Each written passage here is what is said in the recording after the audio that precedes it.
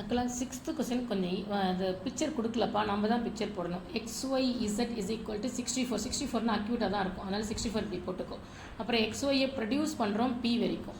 அதுக்கப்புறம் இந்த ZYPயை பைசெக்ட் பண்ணுறோம். ஆங்கிள் பைசெக்டார்னா மீதி இருக்கிற ஆங்கிள் பைசெக்ட்னா ஈக்குவல் பார்ட்ஸாக பிரியும், ஆஃப் த ஆங்கிளாக இருக்கும். ஓகே, பைசெக்ட்னா இது எவ்வளவோ அதில் இது பாதி இருக்கும். ஓகேவா, இந்த கான்செப்ட் அப்படியே புரிஞ்சுக்கும்.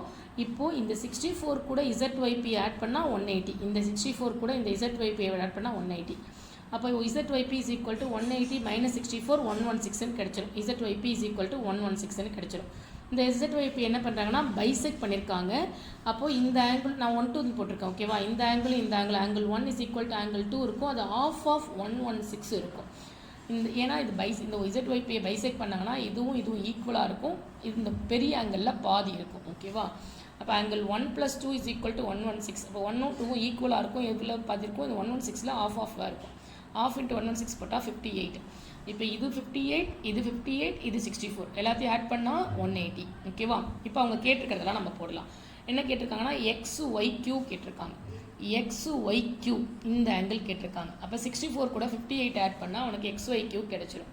அதுக்கப்புறம் QYPயோடைய ரிஃப்ளெக்ஸ் கேட்டிருக்காங்க. QYP வந்து வெறும் 58, ரிஃப்ளெக்ஸ் கேட்டால் 360 - 58.